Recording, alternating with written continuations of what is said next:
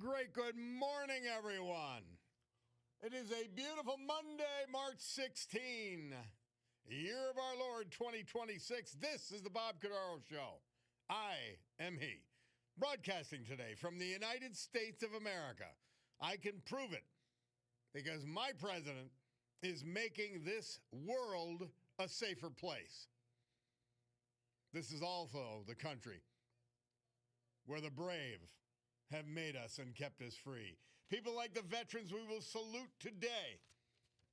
Thanks to John Basiliga and his great Eastern roofing systems. Like Robert Stover of Falls. William Sheehan, late of New Jersey, but he was from Wilkes-Barre, Luzerne County. And Robert Costello, Elizabethtown, Kentucky, but he was from Scranton's Hills section. The United States of America, founded with a certain knowledge and understanding by our amazing, incredible, irreplaceable founding fathers, that government is not, shall not be, cannot be our parent, our guide, our salvation, our direction. Not any of these things. But the government is nothing more than a necessary evil we require to organize and protect society. The United States of America, the country where, for the first time in human history, freedom was declared to be an unalienable right granted to each individual by God. Freedom couldn't be parceled out to groups. It couldn't be controlled by government or government officials because our great American Constitution ensures and codifies freedom of speech, freedom of religion, freedom of association, economic freedom, and freedom of the press, regardless of how they use it. Now, armed with these freedoms, and only because they had them, a ragtag bunch of immigrants, rejects and their progeny, created the richest, most powerful, most culturally diverse and accepting nation ever to grace our planet Earth. America, the only place specifically invented and designed so that every American can live their life in the manner they choose, unlimited by their background, upbringing, race, color, or creed, unhindered by the government or those who would use government to control others for their own comfort, benefit, or power.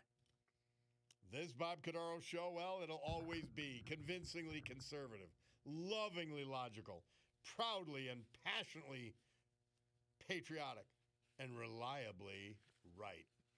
And so, as my Bacardo jeweler's watch tells me it's 9:13 a.m., we gavel to order today's meeting of the Club for Common Sense, promising you that our commitment to common sense is so deep, so ingrained, so irrevocable that we will provide a sanctuary of sanity for all you in a world where the Democrat Party and its leadership has gone completely insane, where the establishment has become so craven and desperate to hold power that they will destroy you if they can. Yeah. So, Monday, March 16th. Now, on Friday, just about, I played that montage to remind people that it is the Democrat Party that's gone insane. And individual Democrats, some have been silent regarding this incursion. Others have stepped out against it and have had others step out against it for them. Like Obama's minions, like Ben Rhodes, his former, national security advisor. He was just a clown. Absolute unqualified clown. But a guy named David Boies, you may recognize him. I know him because as a lawyer, he was one of the guys you said he was in monster law firms. And I don't know, maybe 20-some years ago, he started his own firm. But David Boies, one of the best lawyers ever, but a Democrat, and a liberal Democrat. And he writes in the Wall Street Journal in an op-ed partisanship on Iran is dangerous. He starts off by saying this: every past president since Bill Clinton, Republican and Democrat alike, has declared that Iran couldn't be permitted to develop nuclear weapons. Now, why is that? There's a simple truth that I've been telling you over and over again. They couldn't be allowed to have a nuclear weapon because their plan was to use it, not to have it. Not for defensive purposes, but for offensive purposes, to bring about the end of this world and the return of the 12th Imam. That's their stated objective. See, in trying to treat Iran as the fools like the Obama administration and those in the Biden administration, trying to treat them like they're normal is insanity itself.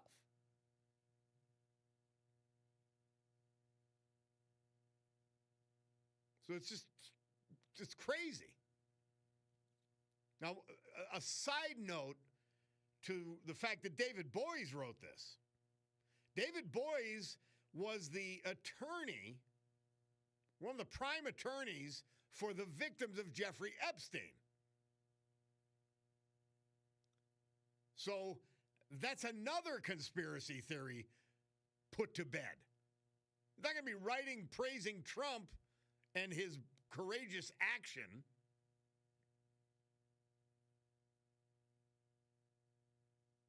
If Donald Trump was part of the Epstein mess, he was not. That lie they'll continue to tell it. They're immune from truth, fact, and reality because of their Trump derangement syndrome. Somebody takes in Biden stolen valor hometown banner, pulling Mayor Paige Cognetti approval ratings down for Congress with veterans organizations. And it should be Joe Biden's, it should be pulling her down. Joe Biden is not a veteran. Tear the banner down now. Not a big effort. Get a ladder. Take it down. We'll be doing that later today. We've got Monday Musings with John Perillo. And then at 11 o'clock, we have a call-in on employment and an event that's going to be taking place. And we're looking forward to that. So we've got some things to do today. A lots to do on St. Patrick's Day Eve. But we've got to continue the battle for truth, justice, and the American way. Because there are people, wittingly and unwittingly, who don't know what the American way is or who are opposing it. We'll take a break and be back.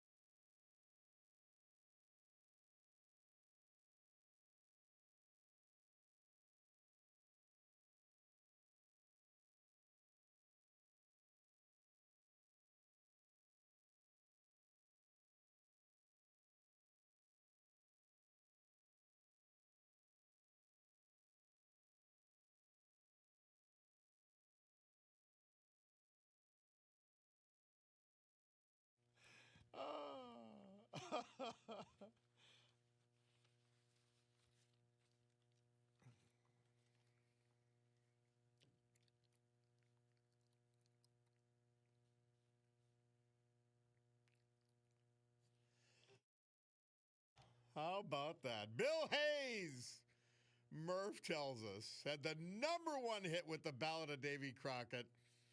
This date, 1955. The song sold 7 million records on more than 20 different labels worldwide. Bob Cordaro back with you on the eponymous program. And, of course, the establishment of the Great West Point, the U.S. Military Academy. The place is amazing. If you've never been there, it is very close. Just to go up and drive up and see it. Maybe taking a football game. It's just awesome. Absolutely awesome. And I had the pleasure of going to West Point. And, you're thinking, oh, young people, oh, my gosh. They're just so soft and weak. And then I was there for the parade grounds when they came streaming out of their dormitories and ran to the parade grounds and watched that. And I said, oh my gosh, this country has a chance. And they're still doing it at West Point.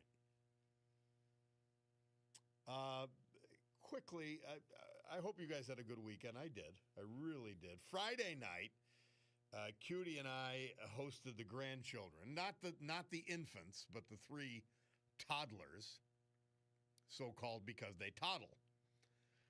And the 2 babies were kept at home. But I got to see Olivia, the newest. But great overnight there.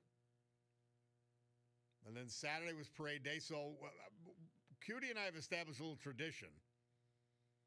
EJ the DJ, who's just he's just an amazing entertainer. He's a fun guy. He's a great guy. Anyway, he's at Cooper's. So we go in the ship at Cooper's and had a blast. Absolute blast. Ran into our friends Larry, Danielle, and a bunch of other people that we knew and had fun. And, yeah, it was great. And then the bagpipers come, which is one of the highlights of parade day. So from there, Cutie and I went to Ragnacci's. Now, you wouldn't think Ragnacci, but see, I love it there. Well, Murph is there, which makes it Irish enough for everybody. But bartending. And then the bagpipers came there, the Black Diamonds, a small segment of them. So we got the bagpipers twice, which, again, is just one of my favorite parts of the day, the parade day.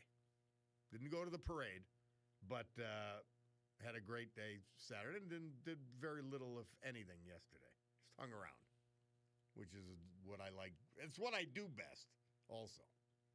All right, let's go to the blower. We got Joe from Berwick on the line. Hi, Joe. Hello, Bob. How are you doing this morning? It sounds like you're doing well. Doing great, yeah. Yeah, great. Well, me too. I'm about to start my work day, but here's the thing. I do think it concerns me that there's possibly some miscalculations on this whole Iran deal on the part of the Trump administration. And here's what brings me to that conclusion.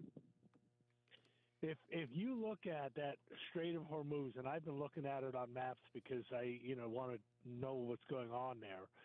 There's just a small strip of land, okay, that they hold that allow them to do what they're doing right now and holding up the ship traffic. And honest to goodness, with our military and how degraded they are, if you sent troops in to just seize an area that might be, I don't know, say as big as maybe 4 or 5 New York City blocks, you'd secure that strait. I mean, it's not very big at all. It's tiny. But, of course, the problem is you can't do that without congressional authority. Well, you could. You could, depending on how long it took. But it's it's a tough call, Joe, and the reason is they thought that if we decapitated their leadership, that they would be less capable than they are. I think another assumption was, well, they're not going to block the strait because they need it. And so, look at you can't treat them like they're normal people making rational decisions. They're not. The thing that surprises me is that we're letting them do shipping through the Strait of Hormuz rather than us. And our allies receiving but the Chinese have been receiving their oil. In fact, Iran has stepped up to 2.1 million barrels getting out of that strait a day, and most of it going to Asia, not just China, but going to Asia. And I don't know, I think that they thought rationality would play a part here, and they don't want to have boots on the ground, so we've got this bit of a dilemma. Well, and that's the thing. With that being the case, Bob, if you have them able to hold that straight as part of a bargaining chip, you're not calling them to the table as being unconditionally surrendered at that point. You're calling them to the table much like we did the North Koreans and the North Vietnamese after those conflicts. So, in other words, by all metrics, you're stronger than these people and have defeated them, but it's not unconditional, so they've got something to bargain with. And that's the condition there. And if that regime doesn't fall, they now can go to the bargaining table with something on their side, and they have to actually be bargained with. So that's not a good situation to be in at this point. No, but the goals, you got to remember, we're not there that long. The goals of the attack, ballistic missiles, and their capacity to develop and build them, drones and their ability to build them, and those are not completed yet. And they're necessary ingredients prior to worrying about the strait. I will say this: Yeah. we have so few ships in our Navy today that we can't escort them. That's why Trump's calling on the international community to help with the escorts. Now, they've got to take out the land-based missiles that Iran still has at its disposal before you can safely traverse the strait. We will see. Yeah, well, I do think he's smart trying to get, other countries involved, because I think that this has to be modified, that one of the goals is they can never hold that strait captive again. Correct. I think that needs to be one of the goals set for this, and you're not going to be able to do that without, getting other partners involved. And we're not going to put boots on the ground. Maybe the Israelis will for that part of the strait where the Iranian side of the strait, where some of their missile capacity comes from, that can disrupt the strait. We're going to see. I look at it's not something they overlooked. It's so obvious, and so it isn't something they overlooked. The war planners knew what they were doing, and it wasn't the priority until now.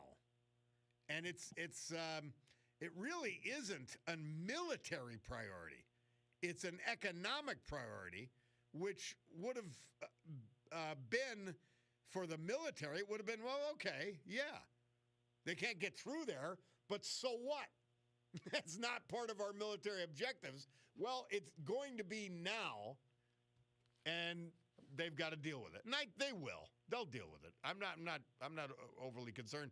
We've got a good gang in charge, and they use common sense almost always. So those two things will carry us. Always a pleasure, Joe. Thank you, man. Hey, we're a little bit late, but let's go hear our sponsors. We'll come back. We've got a veterans tribute. We've got the weather, and then we've got more. It's the Bob Cordaro Show.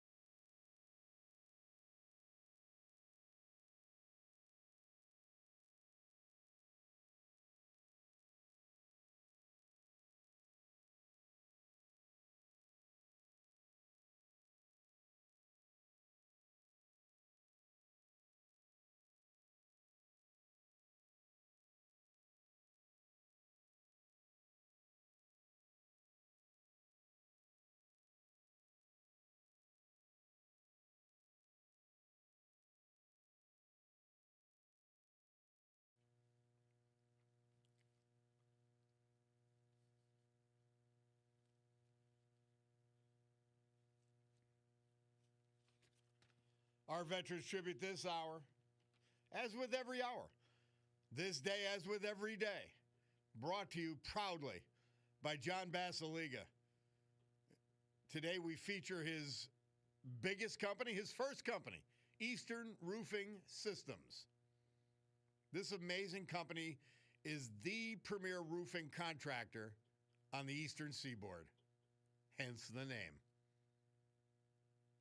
They take all that expertise, they will take all of that buying power, and they'll bring it to bear on your home roof or your small building roof here in Northeast Pennsylvania, because they're headquartered in Jessup, Eastern Roofing Systems.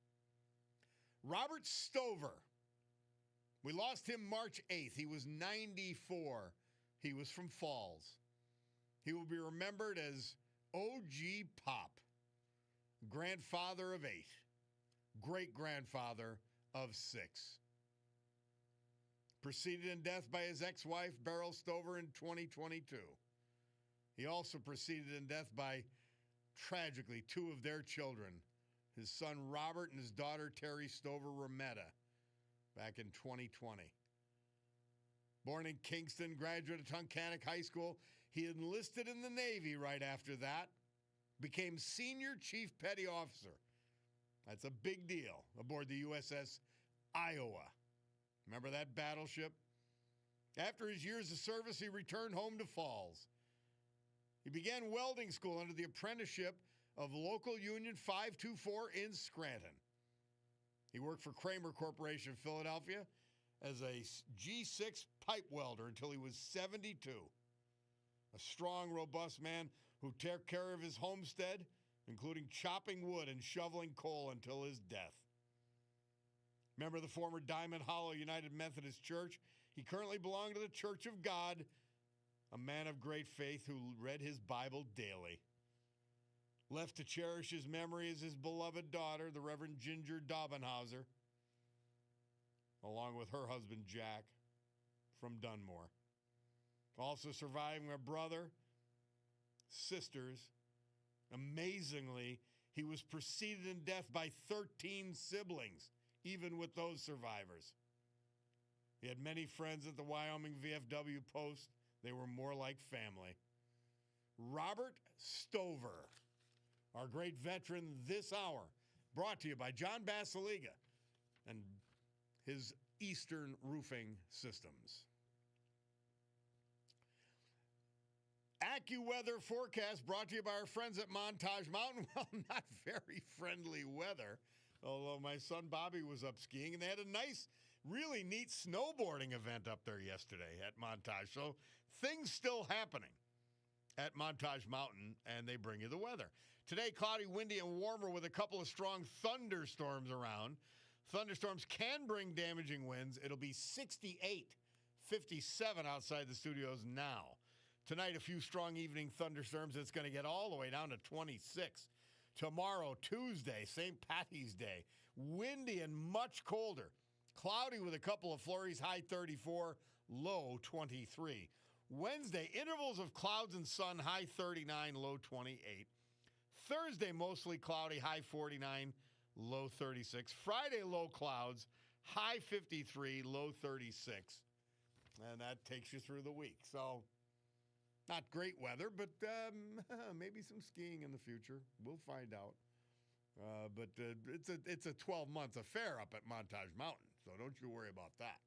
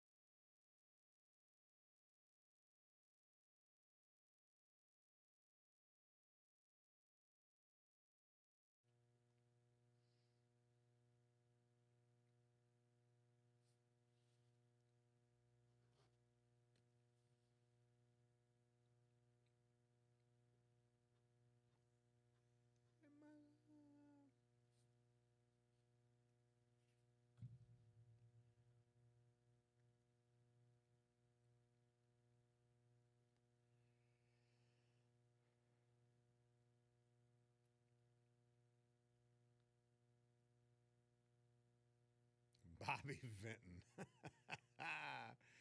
There was, you always see Bobby Vinton in the movies like Goodfellas because there was, they were involved in the music business at that time.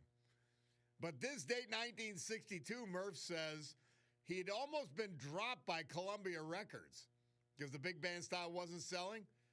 Well, on this date that year, Bobby Vinton laid down tracks to his first of 30 top 40 hits with Roses Are Red.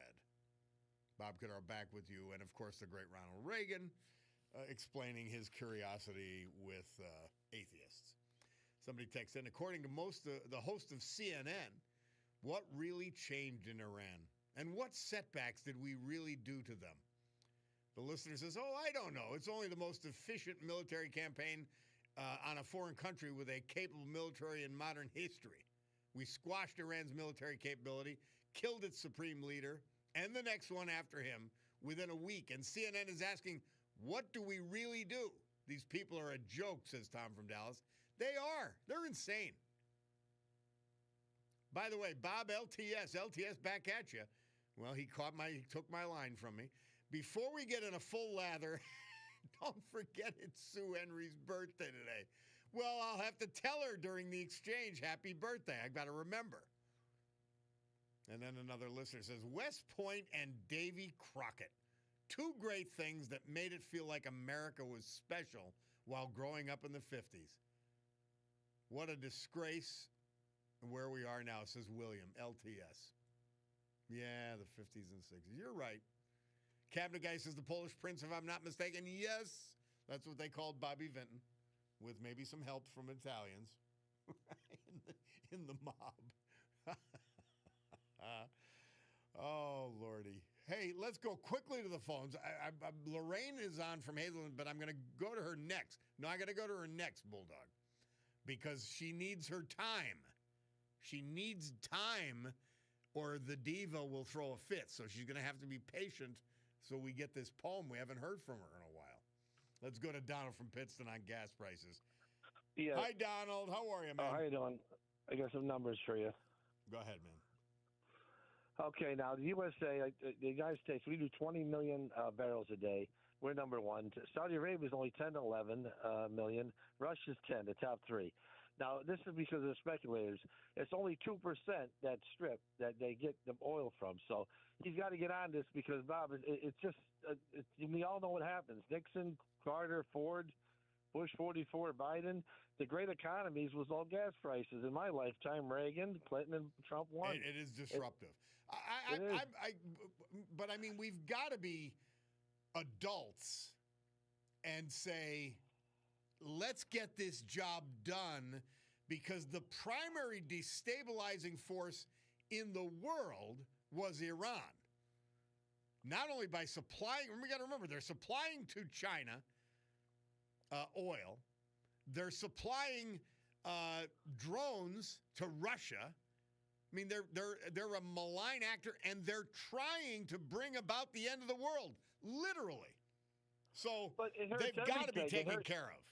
These gas prices hurt you when you ran with Bush. I know for a fact because I drove a friend of yours. He was in a wheelchair, the Mayor Manuka, and he gave me $20. It was at the KC. He gave me $20 at the down and back. He gave me a $40 tip. We put it in the gas tank. But he didn't. I didn't want to actually guy give me anything I wanted. He was a nice guy. The guy from home in Florida. It's a friend of yours. And I said, yeah, it's going to be tough with these gas prices because my whole 40 went in the tank. It was a Caprice, it was luxurious Caprice. Right, there's nothing you could do. It was idling, and I didn't want it. He said, I'll give you more. I said, no, we're fine. He said, we finished in Salerno's, correct? He brought me out pizza and stuff, and it was a great night. But except for you, because but I said he was the poor man. I said that he was just a victim of gas prices, like so many other politicians, because it's so much of your money. I just traveled recently. I know even a half a tank now is like 40 over 40, 50. 10 gallons is you're talking $40. You're lucky to have the extra money to do it. But back in the day when I was it just took so much of everybody's income. If he's got to get that under control, he can't wait because it'll no matter who's in there, it's going to destroy the party. I just hope that God he can get it. The Strait of Hormuz is the key. They're focused on it now, and I think they'll get get to it within a couple of weeks. But it's the damn media and the Democrats. They don't care about you, me, or the poor. It's about power No. at all costs. Yeah. They'll destroy. They want it $9 a gallon. Yep. They're rooting. Yes, The media's behind us, smiling. Oh, you got like Bush. They know history. So they're rooting against them. They're always going to be talking about the gas prices. So he's got to get on this right away. I'm just trying to give the man good advice as a political historian. And you know I'm right. You're a smart guy. They don't care about the gas prices. All these liberals out there under Biden, they did nothing. You know that. They didn't even. They promoted high gas prices under Biden because they wanted their Green New Deal. You know that, Bob. Mm-hmm. They caused them, literally. They caused them. At least this is for a good cause, not for nonsense. Donald, we got to go, my man. Foreign policy, he didn't know. The other guy, like you said, the guy. Their job is to create chaos. That's why. That's why the DHS shutdown is going on. That's their job. Yeah, but those Biden years, like you said, never should any chaos will be thrown and blamed on Trump. All right, we'll take a break. Bob Cordaro, WILK. We'll be back. Lorraine has a poll.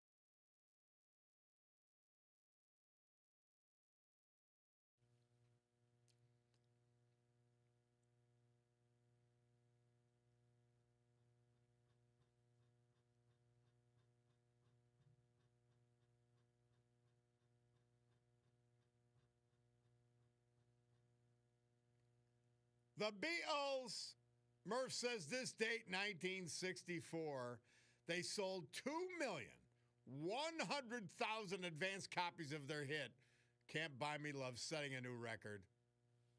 And what a great song. Live version, even better. All right, well, without further ado, because she loves a do, is our girl Lorraine. And she's got a poem, and I've got 3 minutes for you, my dear. I had to reserve time for you. I'm here. Well, thank you for your patience. Yeah, patience. I'm in a tither. Last week, you said I didn't call in a while. 3 days I tried to get on. Well, one day we I get waited a lot of calls, Lorraine, and I need you. Yeah, need but your, one day well, then I look at how you fritter away your time. Wait. One day I waited a whole hour. You fritter away your time when I have to have a block of time, which I'm going to become a left-winger. Rapidly dwindling. I don't care. Well, you do care because you want to get the poem in. I care. Don't holler at me. This one's for Mark. Mark, okay. This one's for you. Mark Mayer, okay. That's right.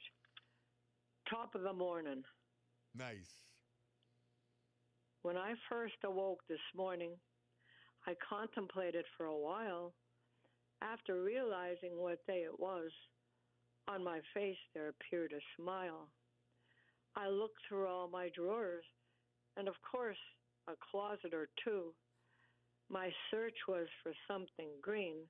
No, not black, nor red, nor blue. It could have been a pretty ribbon, or maybe even a nifty pin. I know it had to be unique in order to attract a grin. Oh, by the way, it's St. Patrick's Day. You know what, see? Oh, by the way, it's St. Patrick's Day, in case you were wondering why all the fuss.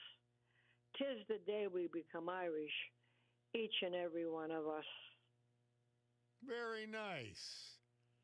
Now, do you have another one for tomorrow for the actual St. Patrick's Day? No, but did you ask them at the parade? Did they have a parade for tomorrow for the actual? No. Well, in New York they do.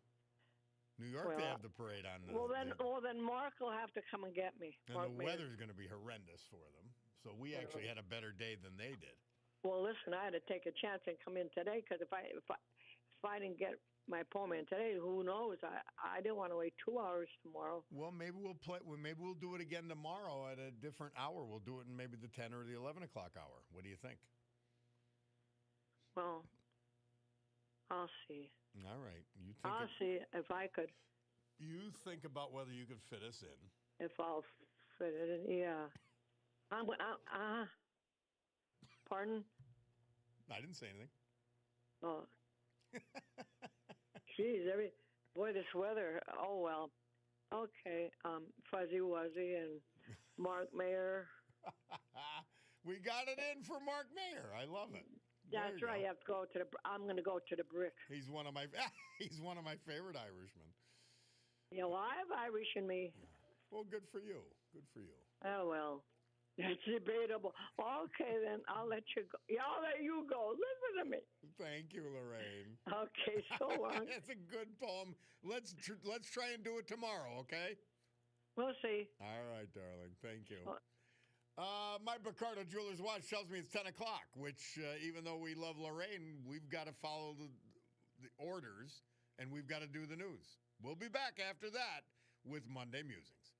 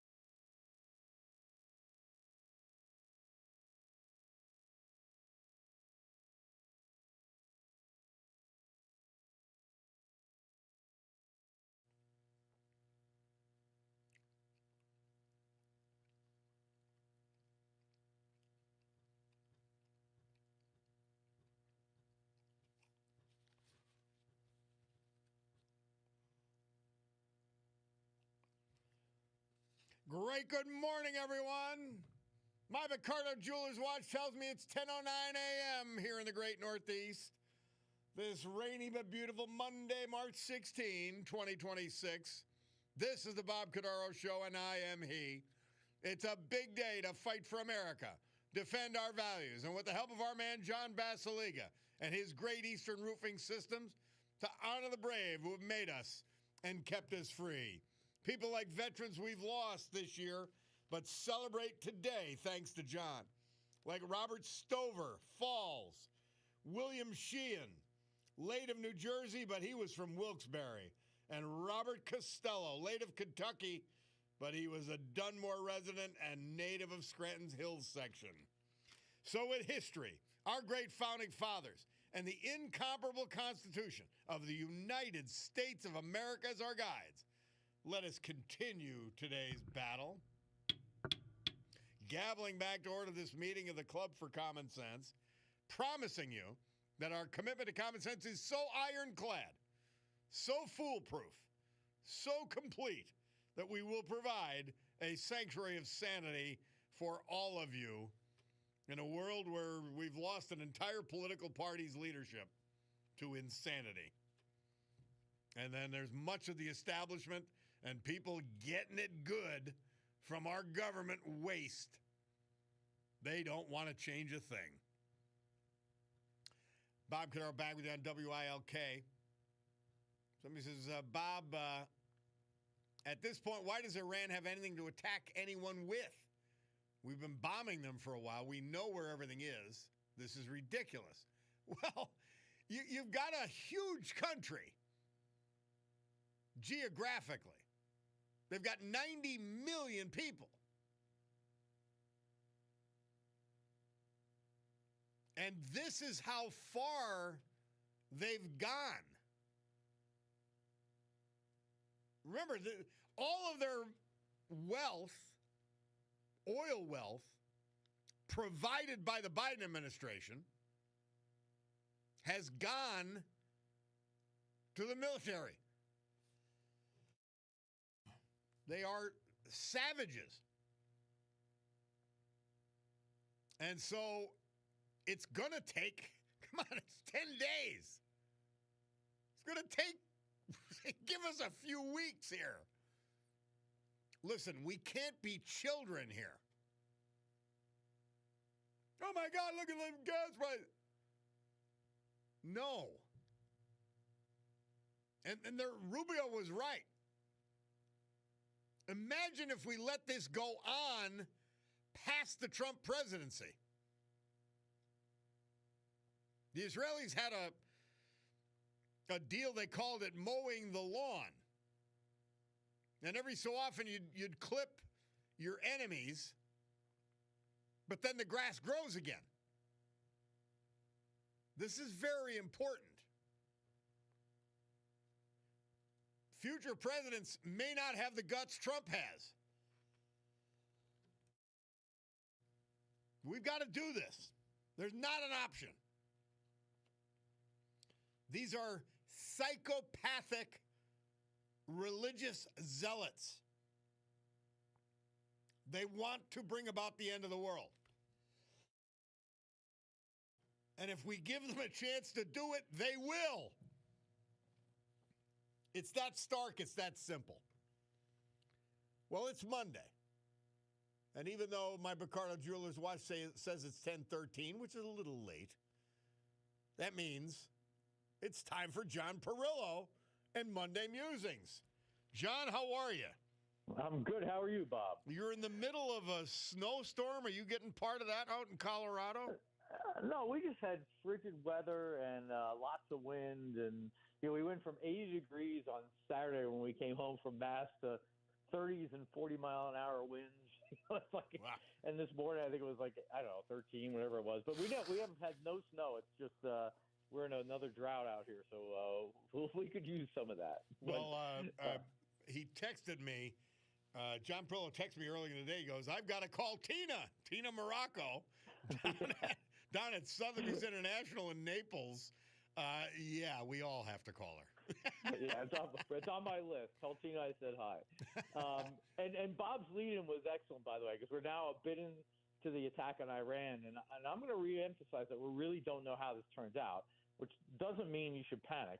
But anyone who said this would be over in weeks had no idea what they were talking about. The president has said that we want regime change, and I agree with that it's a worthwhile goal. But if that's the goal, it won't happen quickly. And again, the fact is that this will be a difficult war. The fact that this is a difficult war is why the Constitution makes declaring war difficult. Right? That said, a group of suicidal mullahs who only have stones to throw at you is less dangerous than a group of suicidal mullahs with nuclear weapons. And the issue to me is that we absolutely must understand that we are fighting an ideology and not a nation. And we struggle to say things like that out loud because of our absurd national fetish with multiculturalism. But as a good friend pointed out to me, I'll try to be careful to differentiate between Muslims and Islamists here, right? Yes. And in the past, I've quoted Ayaan Hirsi Ali, who's a Somali-born woman who was genitally mutilated by her grandmother, immigrated to the Netherlands, where she spoke out against the threat of Islam there, where she was attacked by the legal system there for hate speech and physically by an Islamist there in her adopted country. She converted to Christianity and fled to the U.S. In short, we should listen to her because she's smart, she's fearless, and she has a real understanding about what's going on. And she points out that we need to look at the current war, the current Iran war, just like Bob's theme song is. Like it's a battle in a larger war. And there's several events in that larger war that I want to explore today. We have the Iranian attacks and the death of the supreme leader there. There was a parliamentary election in Greater Manchester, England, and the terrorist attacks in Austin, Texas. And as I was working on this piece, we now have to add the attacks in Manhattan and Old Dominion in Michigan. And they're all related incidents because, as Ms. Ali points out, they tell you how far political Islam has come and where it's going. And let's start with Great Britain, where the Green Party won the parliamentary seat that was previously held by the Labour Party in an area called Groton and Denton. And to understand how important that is, the Labour Party is the British equivalent of our current Democratic Party. That is to say, it's very liberal, very multicultural, very open to immigration, and they lost to the Greens. Now, you likely think of the Green Party as windmills and bikes and batteries, but that's not the Green Party today in Great Britain. They have almost nothing to do with climate policies. They ran an explicitly anti-Israeli campaign in an area that's 30% Muslim. They printed leaflets in Arabic saying that the Labour Party, the very liberal Labour Party, needed to be punished because it was not pro-Islam enough. And the Green Party pulled all of their pro-LGBT language from their Arabic outreach so as not to offend that constituency. And the Green leader, Mathan Ali, then went to London to protest in favor of Iran. That's the very same Iran that has targeted Great Britain and British troops and supported terrorism attacks on British soil. And the point is that there are now enough Islamist voters in Britain not to have a majority, but enough to be a significant enough voting bloc to affect an election. And you can see that in the British reluctance to support the U.S. effort in Iran and in their very equivocating language on Israel. Right? From Britain, we moved to Iran, which we covered a little bit last week. Right? It's important to remember that the Ayatollah didn't just want to rule over Iran. He wanted to remake the Middle East. And he sought to do that by creating and funding various proxies, Hamas, Hezbollah, the RGC, all funded by oil revenues. And he believed that Iran would bring about the rise of the 12th Imam and the global Islamic Caliphate by destroying Israel. And the beginning of the end of that vision was, interestingly enough, the 10/7 attacks on Israel by Iran's proxy Hamas. And the idea behind those attacks rested on two fundamental assumptions. The first was that the attacks on Israel would end the Abraham Accords, meaning that by attacking Israel, the supreme leader would force the rest of the Gulf countries to choose supporting the Gazans over the common enemy of Israel. And what happened instead was that the attacks were so atrocious and so savage that the rest of the Gulf states couldn't bring themselves to support Hamas. They didn't support Israel openly, but neither did they join the fight. And it's my hope, and that's all it is a hope, that this could be the beginning of an Islamic reformation there. Far too early to make that call, but certainly for many in the region, they don't want to be associated with the Islamic radicals that Iran represents. And the second assumption that was behind those attacks on 10/7 was that the U.S. would continue its past policies towards Iran. And this goes back to Bob's comment about Rubio's comments, right? In fairness, a couple of decades ago, that probably would have been a good assumption because both presidents of both parties would have likely believed that moving against Iran would have united the rest of the region against us. And just my opinion, but I think they would likely have been right in that assumption. It has taken decades of Iranian interference and the savagery of their proxies to change minds there. But those other countries and the significant number of Muslims there have grown tired of the suicide cult of Iran. The Ayatollah also likely believed that the U.S. polls that we saw, right, said that we would get a continuation of democratic control, meaning a cautious, consensus-building, treaty-oriented approach. And what they got instead was obviously something quite different. And remember that in the past, that every time Iran or its proxies attacked Israel, the script was always the same. They attack, Israel counterattacks, and the global community, in quotes, protests and condemns Israel. So his assumption really wasn't all that unreasonable. All he had to do was run out the clock, which is Ms. Ali's words, on sanctions that were put in place by the Obama administration, right? And then he could produce a nuclear weapon, and Iran would become, like North Korea, untouchable. But now you have Jordan, Egypt, and the other Gulf states actively working to oppose Iran and its radicalism. And again, that's not to say they're allies of Israel. That's likely a step too far, at least for now. But just to have them opposing Iran while Israel is attacking is a major shift in the region. It's hard to explain just how hopeful that shift is. And inside Iran, there's a turn not only from the mullahs who are in charge, but also from political Islam itself. Things like dress codes enforced by men with sticks and public hangings and open persecution of Christians and the crushing poverty that funding Iranian proxies has caused has turned the younger population against that revolution. And that is something we need to be careful to preserve in all that mess, and the reason that the regime suppression has been so violent.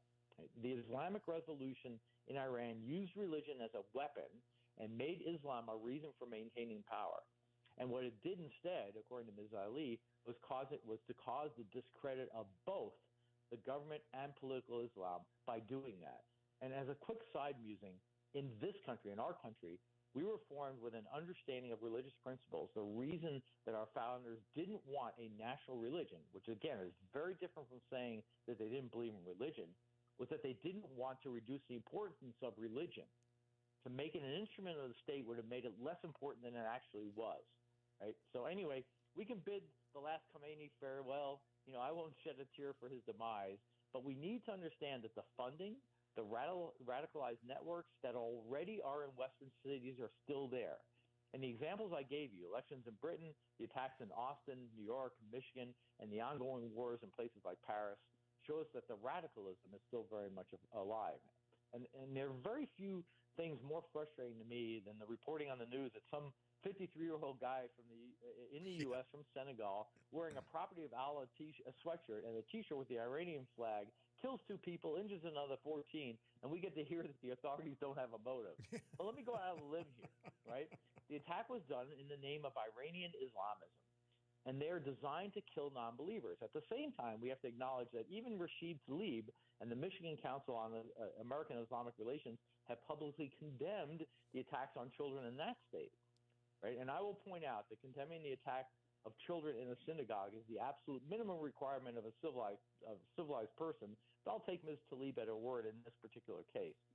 Meanwhile, the attacker there – okay, we will. Okay, but the attacker there was a Lebanese national whose brothers were apparently members of Hezbollah. And again, we are apparently still searching for a motive, okay? Yeah. Right? So let's cut to New York, where Jake Lang, who for the record is a moron, holds an anti-Muslim rally in front of the resident of the Muslim mayor of New York. Let's grant that it was a stupid stunt, but he was well within his rights as a citizen to both assemble and protest. And during his protest, there's an attack by Amir Balat and Ibrahim Qayyumi, and Balat writes his pledge to ISIS at the police station saying, quote, "Die in rage, kafar," which is the ISIS slogan. And kafar means non-believer, like me. Now the mayor first blamed the attacks on white supremacy. CNN initially said it was an attack on New York's Muslim mayor, but we can give some small credit for the correction that followed. And those corrections followed because of the outrage to the initial comments. And it is that outrage that we need to cultivate properly.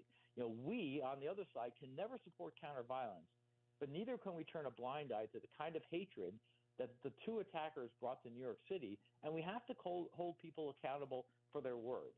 And for years, we've been unable to name the ideology that's behind this movement. We are no more fighting terrorism than your grandfathers fought the Blitzkrieg. Terrorism and Blitzkrieg are tactics. You battle ideologies. And we have deluded ourselves, because to actually say that that's what's going on would be to say that Western civilization is a necessary guarantor of our freedom. And we can't bring ourselves to say that for some reason. And as Ms. Ali points out, and as I've said before, you can't fight what you cannot name. We are not at war with Iran. We are not at war with Muslims. We are at war with Islamists and political Islam. And we needed to destroy the Nazi movement to free Europe, not a bunch of generic Germans. Mm-hmm. And we fought the fascists in Europe, not a bunch of Italians. And there are thousands of dead and thousands more wounded today in the United States because of our war with Islamists. And by not saying that, we discredit their sacrifice, and we guarantee that even more will die. Right? The ability of Iran's regime and its proxies to wage war on Western civilization has been diminished there. But that doesn't mean the war is always over. Always remember, wars don't end when you want them to. Your enemy has the last vote, and they always have a veto. And if we want to embrace at least something liberals will support, Islamism hurts the very apolitical Muslims who fled Islamists to get to Europe and U.S. in the first place. And in the what to do about this category, right, it goes back to my mantra. We need to understand that it is Western civilization that stands between us and living like barbarians. And we need to proclaim that widely, and we need to defend it at all costs. And when either CNN or the mayor or anyone refuses to see what's right in front of them, we need to publicly call that out. And I thank Bob, and again, for lending me his audience. And I ask you to do that. When you hear stupidity, right, when we hear things that are clearly not true, we need to call that out, because that's our defense. That's the only thing we have short of violence, which I will not condone. And thank you again, Bob. I appreciate you lending me your team. Amen. John Perillo, Monday Musings. Thank you, my friend. Always a pleasure. Always a learning experience. Thank you, Bob. Have a great week, you and your listeners. Take care. All right, brother. We'll take a break. Bob Cordaro, WILK. We will return.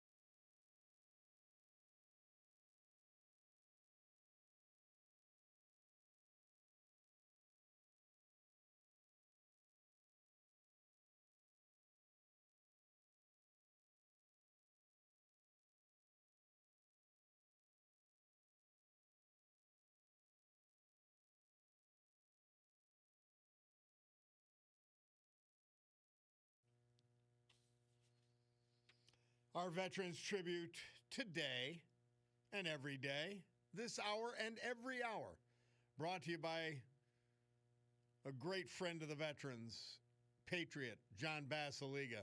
Today featuring his first company and his biggest company, Eastern Roofing Systems. Headquartered in Jessup, they are the premier commercial and industrial roofer in the eastern United States. And they bring all that buying power, all that knowledge, all that expertise to your job on your house or your small building here in Northeast Pennsylvania, because they're headquartered in Jessup. Eastern Roofing Systems. William Sheehan. He was 93, late of New Jersey. We lost him March 6th. He was from Luzerne County, though. Born in Wilkes-Barre, graduate of Seton Hall University, where he earned a doctorate in mathematics. Dr. Sheehan proudly served this country in the United States Army during the Korean conflict.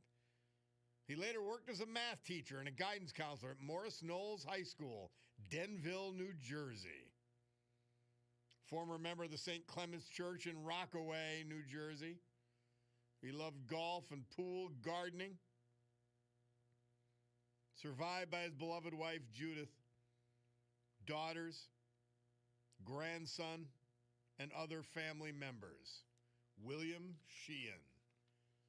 Our great veteran this hour, brought to you by John Basiliga and Eastern Roofing Systems. AccuWeather forecast brought to you by our friends at Montage Mountain Resort. The place for winter fun, the place for spring fun, the place for summer fun. Today, cloudy, windy, and warmer. A couple of strong thunderstorms around. Thunderstorms can bring damaging winds. They say it's going to get up to 68. It has crept into the 60s right outside the studios. Tonight, a few strong evening thunderstorms, low 26. Tomorrow, windy and much colder. Cloudy with a couple of flurries, high 34, low 23. So it's chilly tomorrow. Wednesday, intervals of cloud and sun, high 39, low 28. Thursday, a little bit of a warm-up, mostly cloudy, high 49, low 36. Friday, low clouds, but it'll be 53 degrees with a low of 36. And that is your weather. Brought to you by your place for winter and spring fun, all at once. Montage Mountain Resort.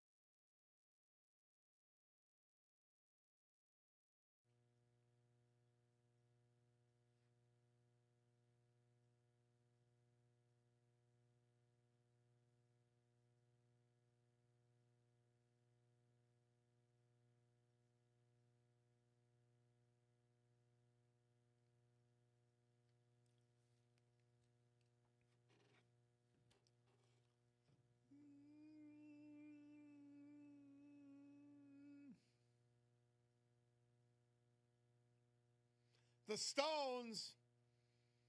This date, 1965, Murph says they had the number one hit in the UK with The Last Time. Bob Cordaro back with you on the program. And 10:38 says my Bacardo Jewelers watch. 10:38 and change. I know the parade went by Bacardo Jewelers. That's actually where it turns. And the gang was there. They weren't working that day. For once, the Bacardos weren't working. Somebody says, Bob, your guest is against violence, meaning I guess you're referencing John Perillo, but it's okay to go with Iran. What's up? Well, no, he's against political violence. You've got to listen. You got to listen to what he's saying. He's against political violence. He's a veteran. He's a combat veteran. He understands it has to be used. And I think you even understand it has to be used against evil. Period. This is evil. This is people these are people. The former Iranian administration, but then the core of their ideology is to bring about the end of the world. You don't have to trust me on that. Listen to them. Listen to David Boyce, the lawyer and devoted Democrat, but apparently normal in most respects, saying partisanship on Iran is dangerous because they are a threat, an immediate threat, an in-your-face threat. You really, guys, we cannot be children, okay? We've got to stop.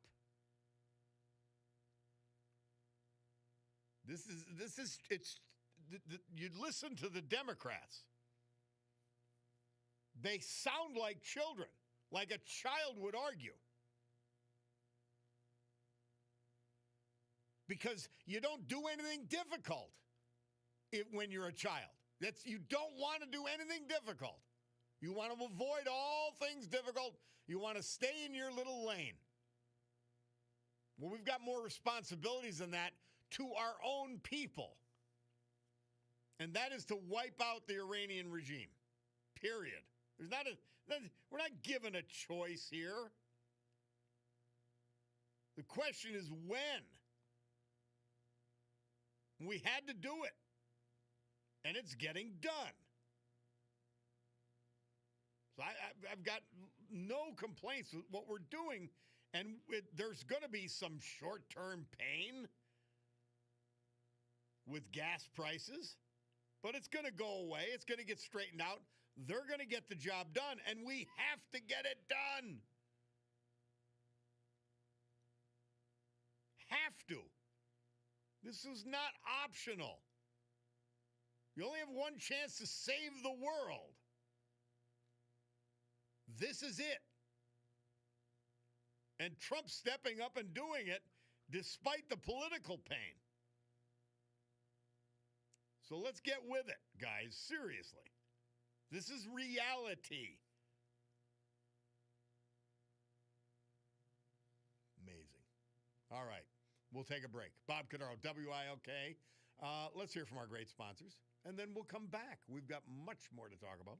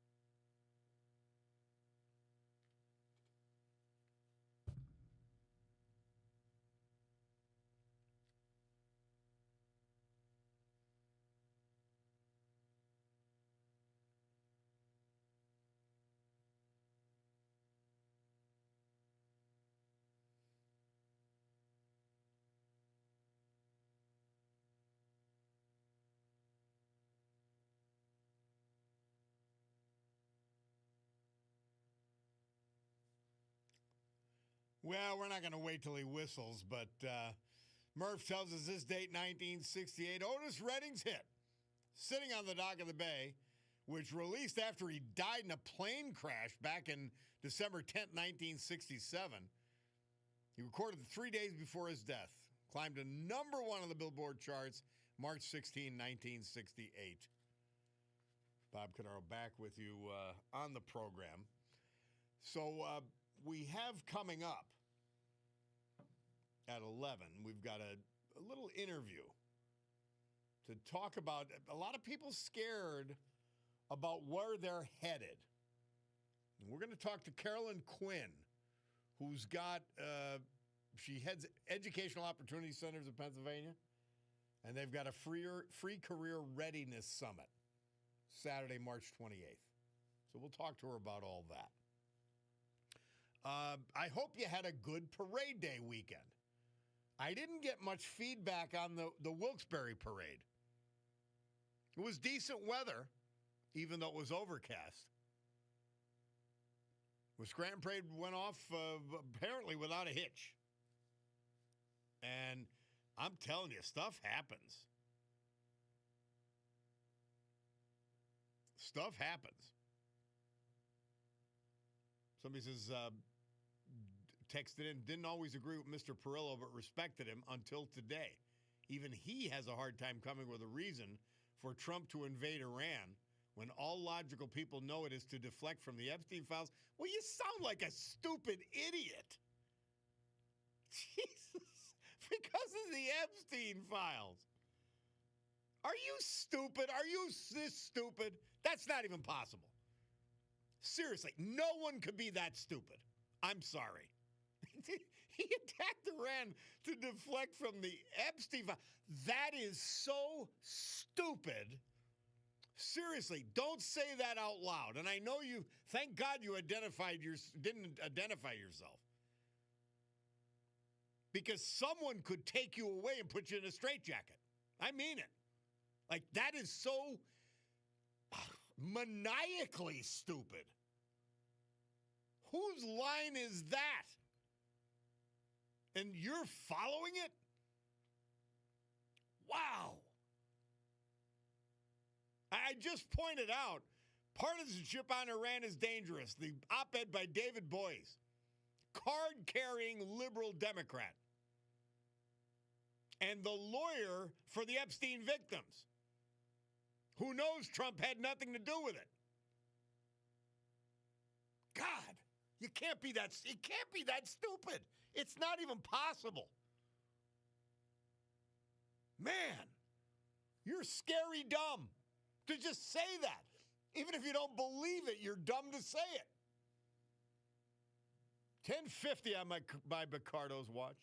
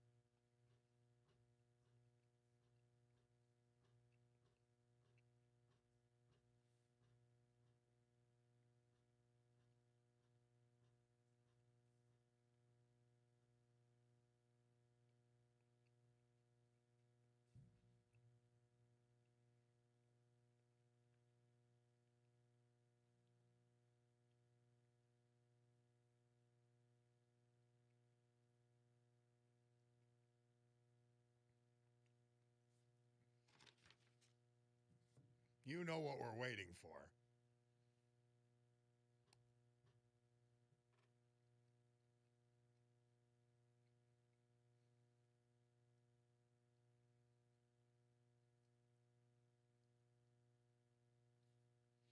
Cabinet guy says, don't you think if Trump was a smoking gun in the files, he wouldn't be where he is right now? TDS is strong with that one.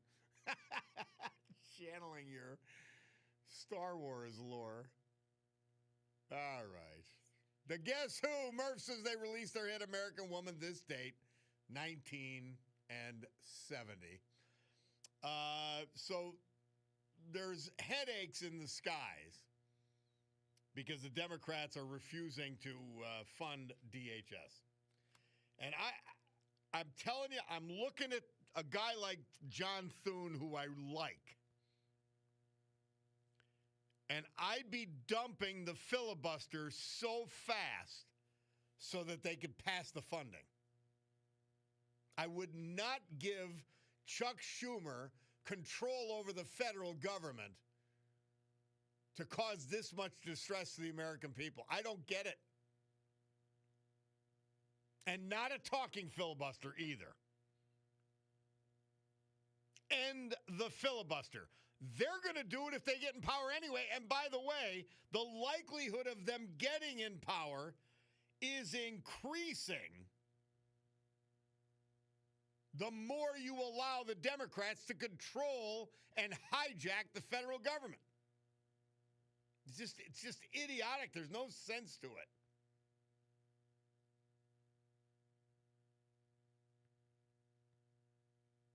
I don't understand. I'm not getting it. Get rid of it. They're going to do it. There are no reasonable Democrats left anymore. The only reasonable one, amazingly, is Fetterman. This is crazy stuff.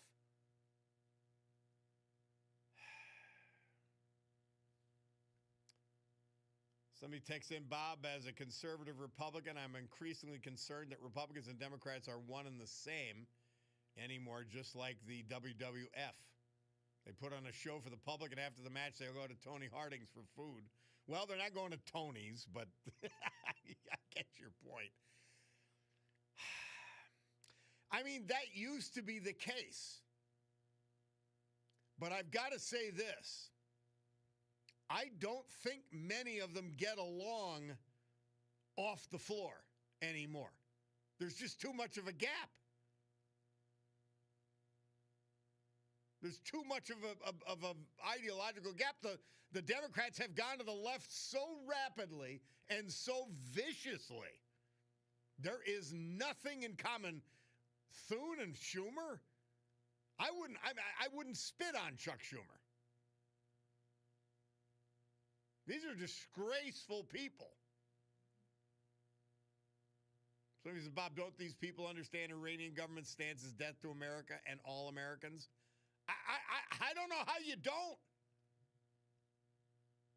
Somebody on the fool, the clown, who says the Trump attacked Iran to deflect from the Epstein files. They said that guy has to study to be that dumb. Yes. He's got, you got to work hard to be that stupid. I mean, you have to work hard to be smart and knowledgeable, but you've got to work very hard to be that stupid. God did not put you on the planet to be that dumb. I guarantee it. So you just go into the mirror, slap yourself in the face about 20 times, and see if you wake up from whatever the hell stupor you're in. Try it. I mean it. Save yourself. All right, we'll take a break. Bob Cordaro, WILK. We're going to go to the news with Brian Hughes. That does rhyme. Then we'll be back. It's the Bob Cordaro Show.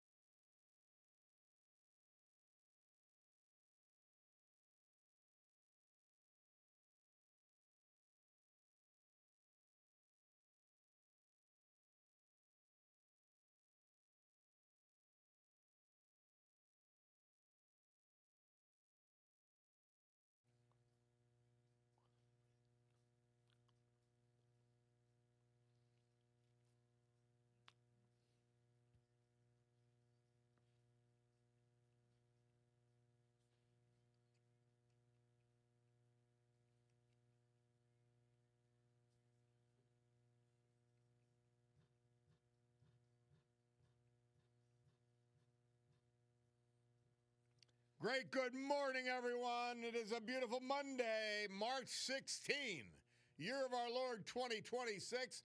My Picardo Jewelers watch tells me it's 11:09 and change here in the great Northeast. This is the Bob Cordaro Show. I am he, and it's a big day to fight for America, defend our values, and with the help of our man, John Basiliga, and his great Eastern Roofing Systems, to honor the brave who have made us and kept us free. People like the veterans we are saluting today, like Robert Stover of Falls, William Sheehan, Leyden, New Jersey, but he was from Wilkes-Barre, Robert Costello of Kentucky, but he was a Dunmore resident and native of Scranton's Hills section.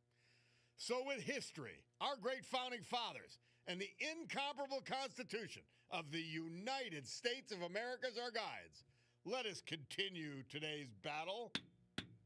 Gaveling back to order this meeting of the Club for Common Sense, promising you that our commitment to common sense is so ironclad that we will provide a sanctuary of sanity for all of you. Well, the battle's over, but the war goes on.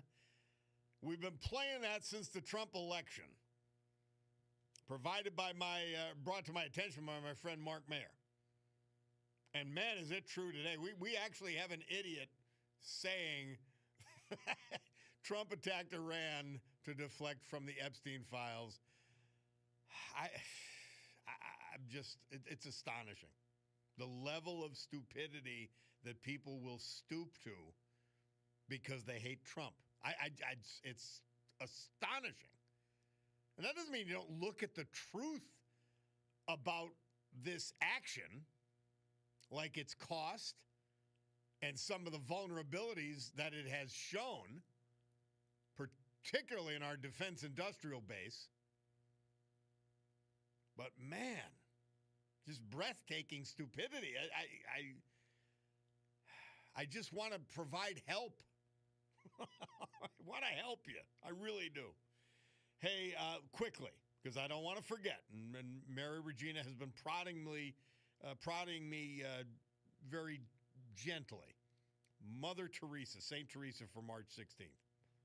Make every effort to walk in the presence of God, to see God in everyone. You must live your morning meditation throughout the day. Amen.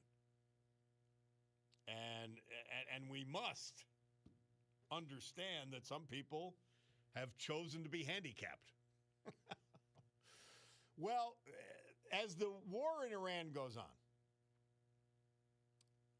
and this intensive air campaign continues, we thought we would turn to Brady Knox. He's foreign affairs reporter at the Washington Examiner. Now, this is according to U.S. officials.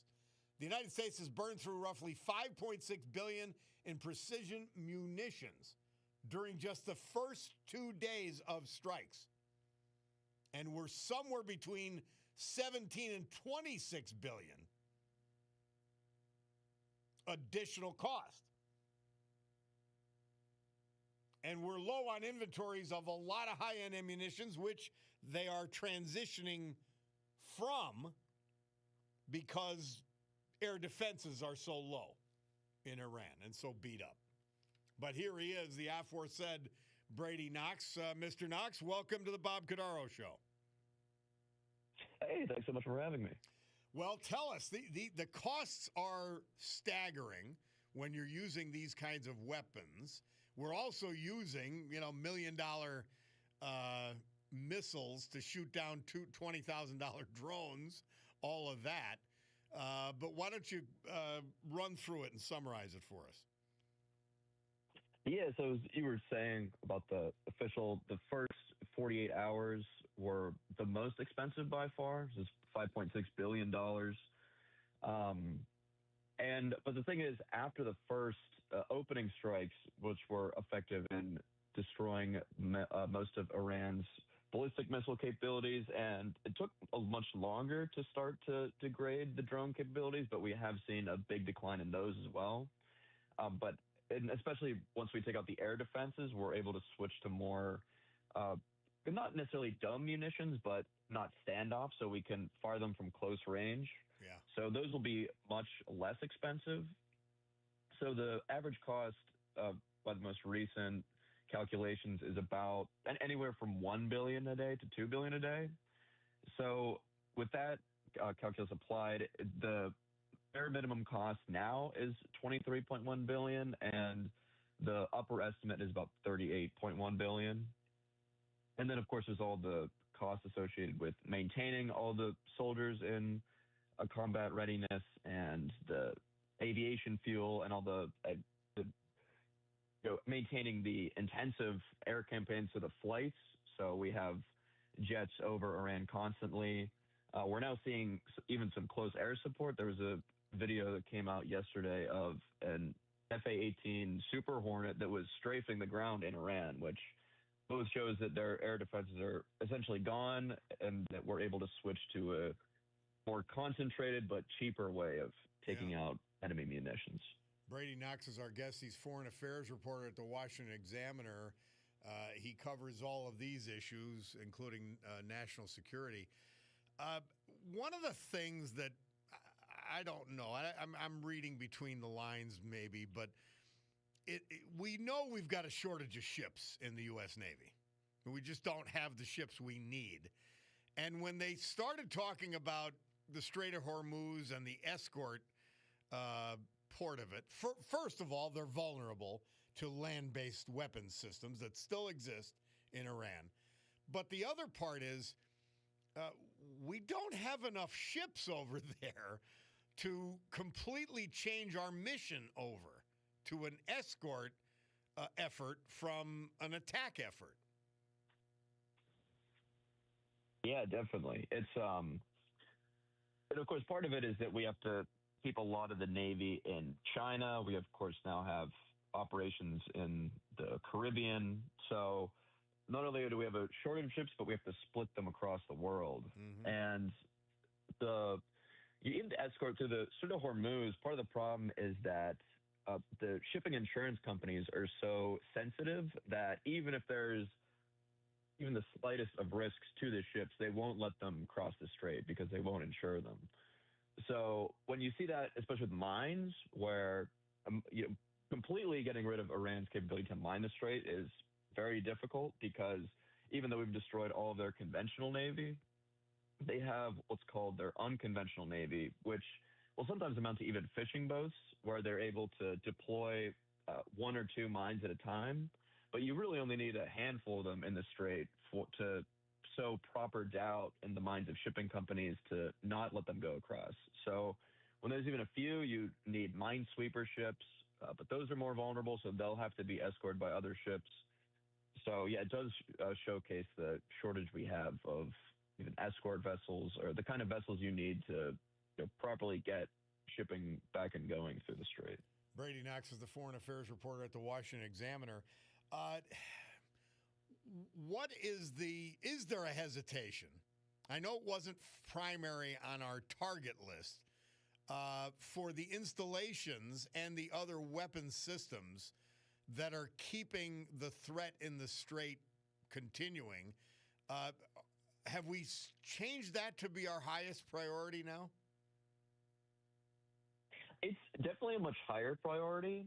A part of the difficulty is that what they're using, the damages we've seen to the shipping in the past week have been from very cheap drones launched from the shore. So destroying their ballistic missile capacity, for instance, is fairly easy because you need a large launcher. They're slow, they're bulky to launch these missiles. But with drones, you can pretty much just, hide them in trees or a cave or something, and then come out briefly and then launch it with a pretty simple rudimentary platform.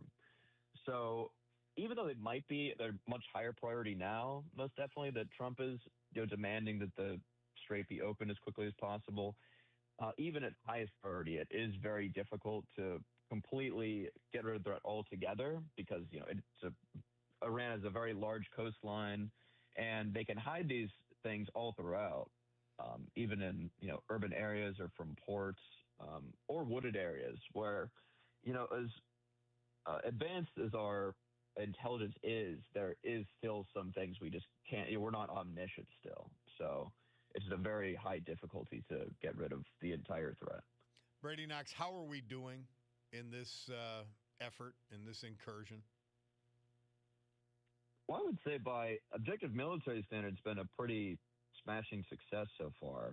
I mean, there hasn't been a case where one nation has destroyed the other nation's entire political command, military command, where the other military has had to resort to what we call a mosaic defense, where they essentially just tell lower commanders to do whatever they want. That's huge. The almost completely destroying the ballistic missile capabilities a couple of weeks in, that's a big accomplishment. Vastly degrading the drone capabilities, a big accomplishment. As Hegseth was saying late last week, they're switching to destroying the supply chain components of missiles and some drones. So, from a purely military standpoint, it has been very successful so far. Of course, no operation can be perfect. So, the harassment of the Strait of Hormuz will still be a big deal. But as of yet, it's seems to be a pretty cost-effective operation. Well, we'd like to keep in touch with you on this, and particularly, I mean, we don't even know if the Ayatollah is alive. We don't even know if he's capable of speaking on his own at this point. It's a fascinating subject. The method with which they decentralized command and prepared for this in Iran has been impressive. Nothing short of that. Yeah, no, most certainly. A lot to watch. It's fascinating. Well, thank you very much. Brady Knox, Foreign Affairs reporter at Washington Examiner. We will check in with you again as this war progresses, and we thank you for your time. Thanks so much for having me. Love to come back. All right, Brady Knox. We'll take a break and be back. It's the Bob Cordaro Show.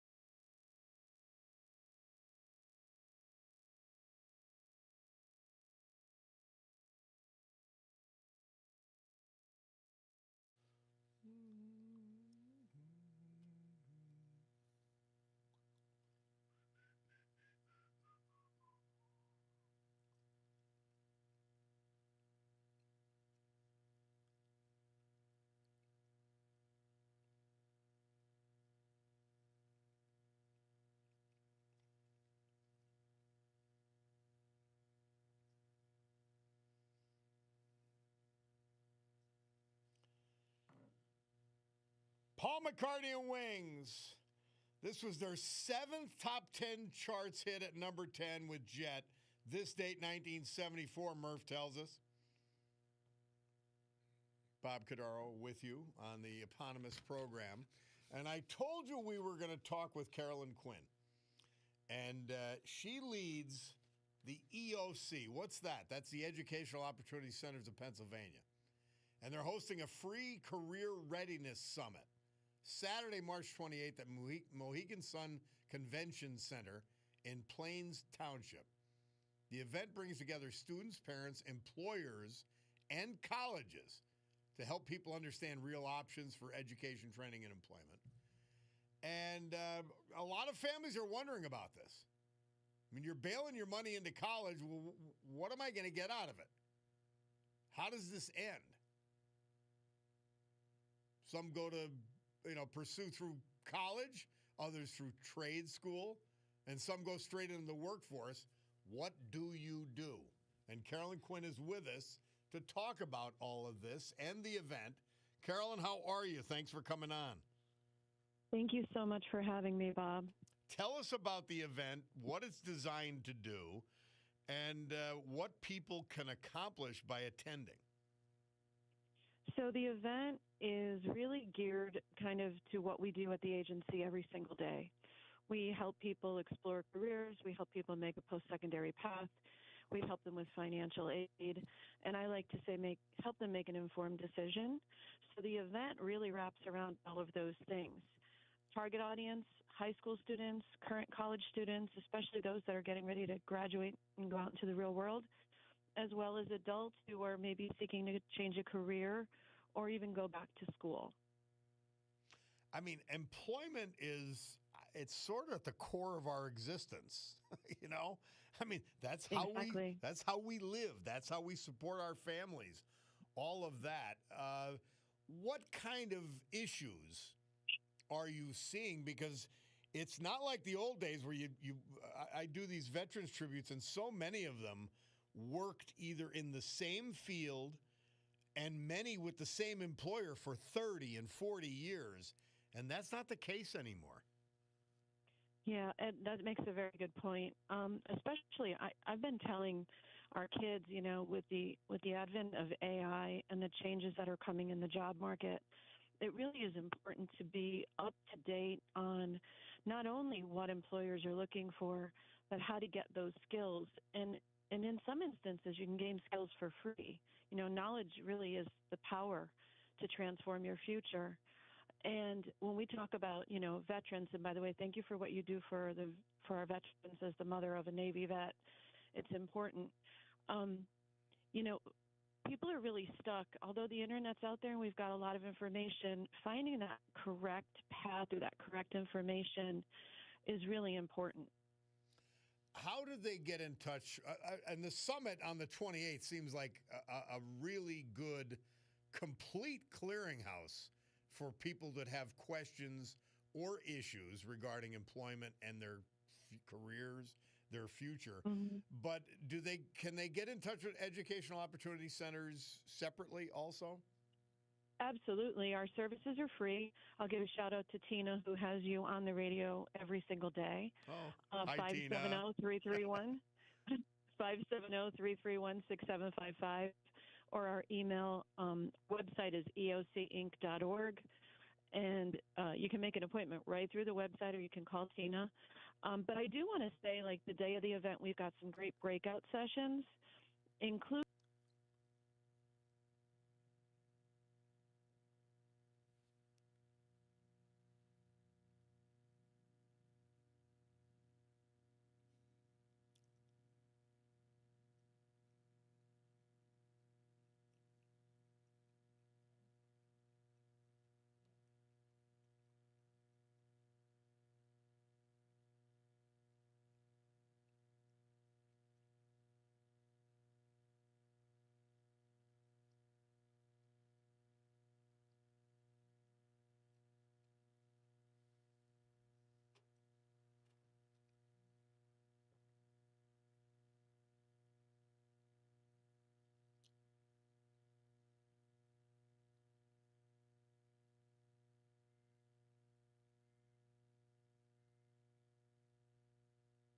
we're the we're the weather station, so we've got to take those breaks.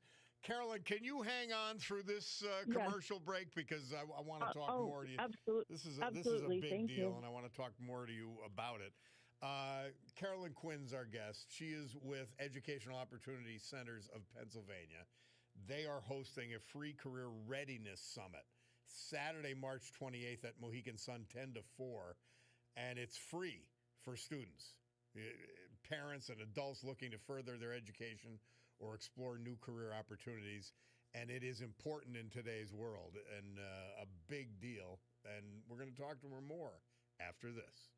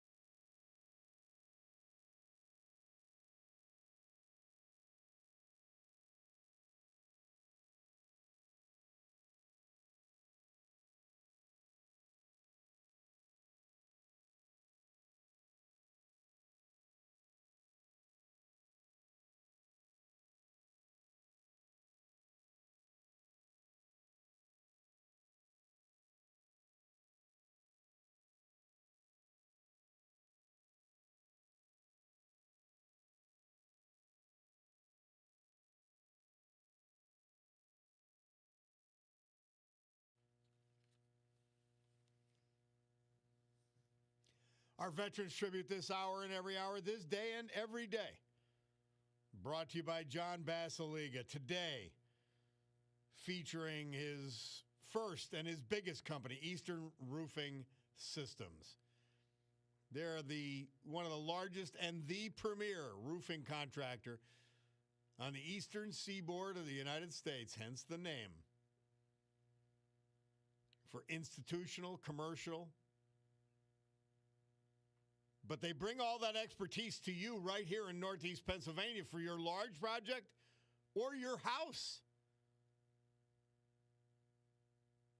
It's a big deal to have them here. Eastern Roofing Systems. Robert Costello. We lost him March 7th. He was 86, living in Elizabethtown, Kentucky.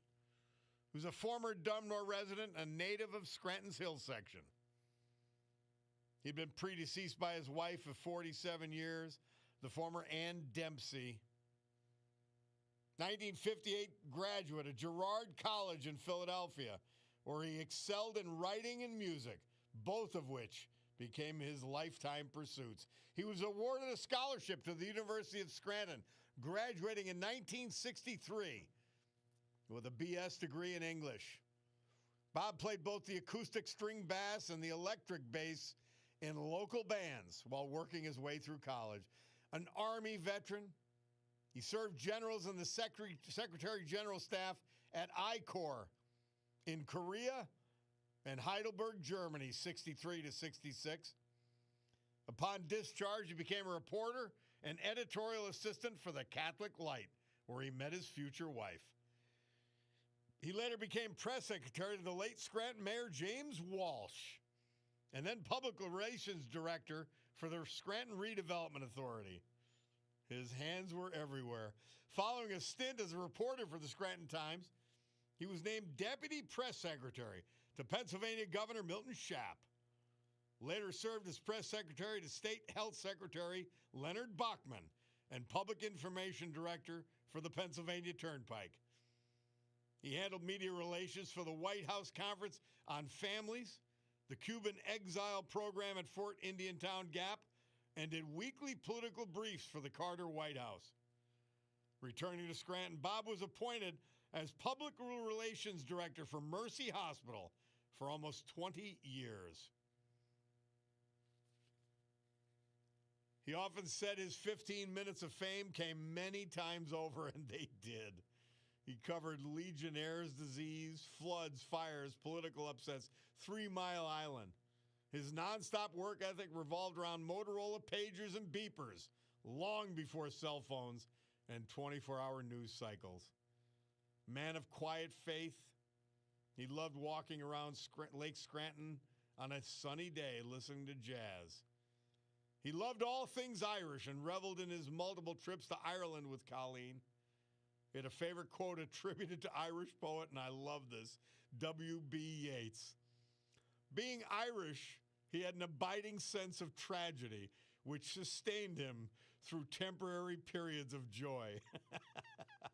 He had a quick sense of humor, obviously, and had settled into his new home in Kentucky in 2016 to be close to Ellen and Matt.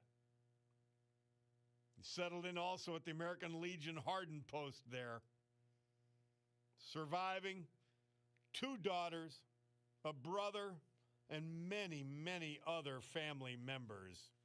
Robert Costello, our veteran this hour, brought to you by John Basiliga and Eastern Roofing Systems.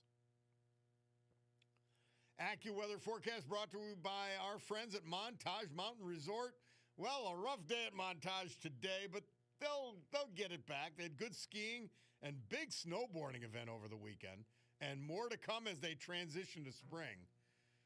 Cloudy, windy, and warmer with a couple of strong thunderstorms around. You heard the warning. Thunderstorms can bring damaging winds. High 68. We're sitting at 63 outside the studio now. Tonight, a few strong evening thunderstorms, but temperatures are going to drop. Low 26. Tomorrow, windy and much colder. Cloudy with a couple of flurries. High 34, low 23. Wednesday, interval of clouds and sun climbing to 39, low 28. Thursday, mostly cloudy. High 49, low 36. Friday, low clouds, 53, low 36.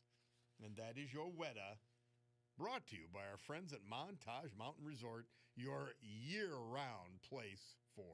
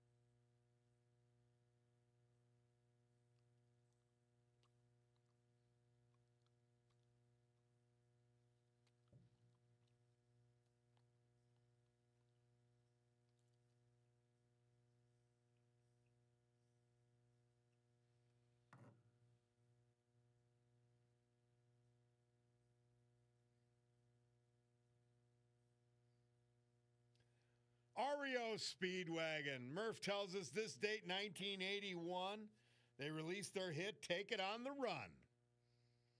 Bob Cordaro back after all of that. And let us return to Carolyn Quinn.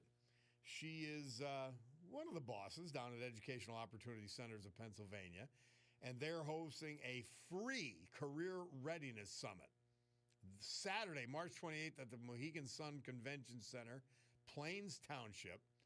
And it's all free, including free lunch. And it starts at 10 a.m., runs to 4 p.m. Registration starts at 8:30 a.m. on the 28th. And Carolyn, what else do we need to know about this? We know it's important, and we know that people are always trying to readjust and always have to readjust their careers. Yes, they do. They absolutely do. And that's really a lot of what our breakout sessions are even focused on. You know, we've got Lucky Media is doing a session on branding yourself, which includes headshots. So I would encourage people to pre-register to get into some of the best sessions. We also are doing FAFSA sessions all day, financial aid applications all day. You know, with Pennsylvania state deadline for grants is May 1st, we thought it would be important to offer that all day. So we have a staff member who will be doing that in English and Spanish, and some other really great sessions. Well, that's a big deal. So is it? It's not in the.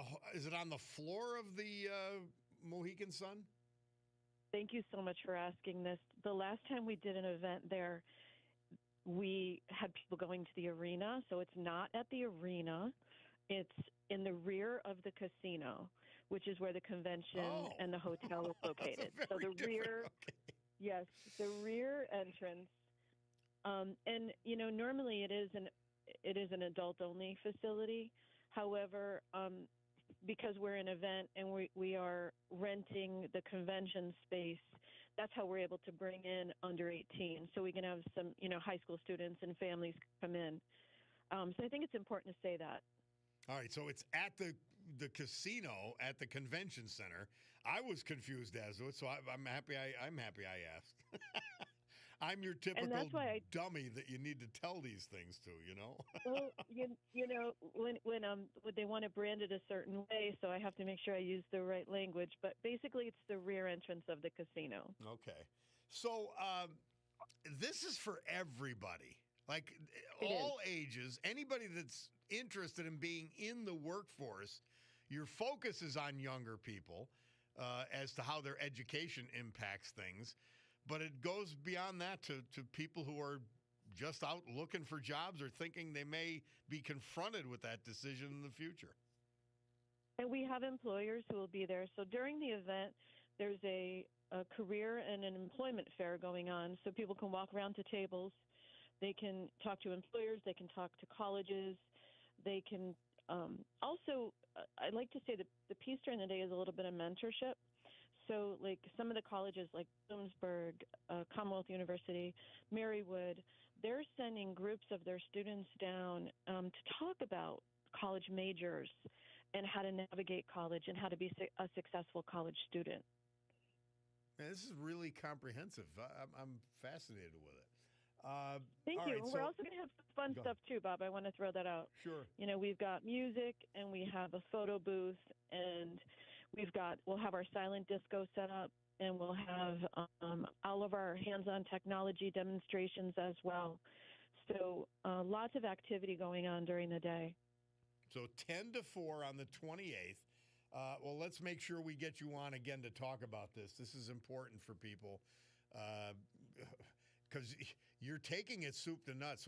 What education works in terms of careers? What career opportunities are available, and how do you get there? That's important stuff. Thank you so much for that. Appreciate it. Appreciate your time today. All right, Carolyn Quinn, we'll talk to you again. She's Educational Opportunity Centers of Pennsylvania, and they've got a career-free Career Readiness Summit Saturday, March 28th, Mohegan Sun Convention Center behind the hotel down near the casino. That clears it up.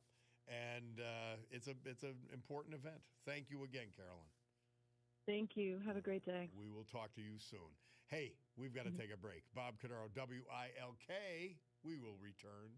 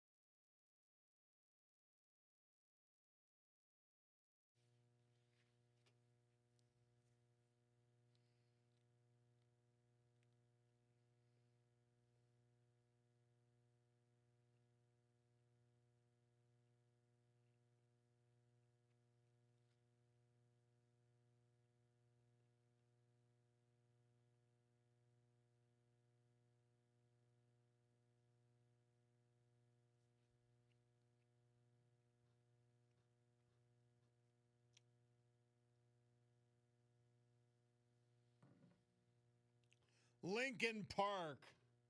This date, 2023, Murph tells us they released their hit Lost.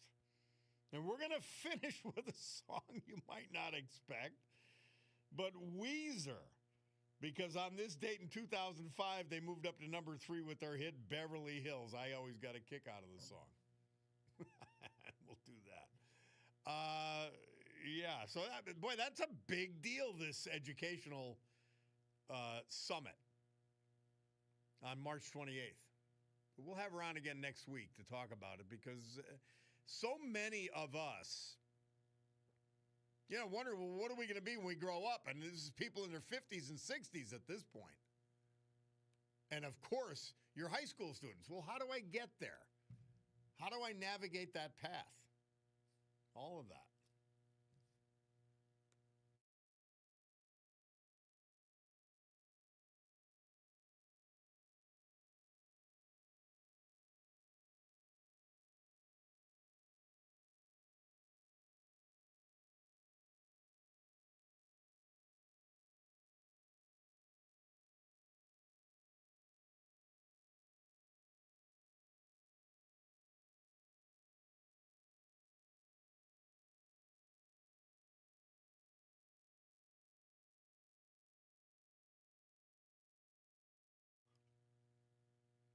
Biden banner disgrace, day 91.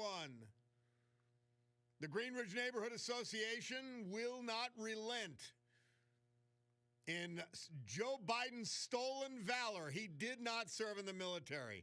He ducked the military. And they've put a hometown hero banner designed and planned for veterans in his name in the Green Ridge section, embarrassing not only themselves, but the whole Green Ridge neighborhood and the city of Scranton as a whole, associating with this fool. And we say, put up any tribute you'd like to him, if you're not ashamed of him, which you should be. But do not give him a hometown hero banner.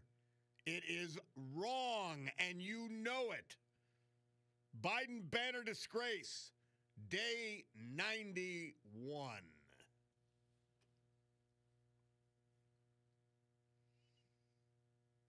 Funny how we're doing the Biden banner disgrace with Nightline in mind when they covered the Iran hostage. In fact, the entire show Nightline was created from the disaster in Iran when they started their war with the United States. Donald Trump's going to finish it. Hey, this hour was brought to you by Tina Morocco, Global Sales Advisor at Premier Sotheby's in Naples, Florida. You can reach her through them or try TinaMorocco.com, MURACCO. She is your trusted advisor for Florida real estate, specializing in Southwest Florida, where it is gorgeous again today.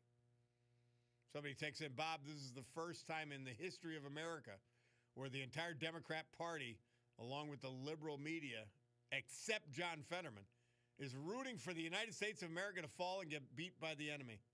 The entire liberal media and Democrat Party are guilty of treason. They really are. It's beyond a disgrace. Unreal. On the other side of it, somebody had texted in Biden's stolen valor hometown banner, day 91. Yep. Somebody says, why is it always about someone's hatred for Trump rather than all the broken promises? No new wars, lower prices, and the Russian-Ukraine war, all failures. I'm sure you think he's doing a great job. I do. But this listener says he's too busy putting his name on buildings that are already named. Now, lower prices have been achieved, except for gas, which is brand new because of this. But I'll say this, you don't believe that flexibility in a leader is important? Who was going to take Iran out and when? And no one with any sense can deny that it had to happen.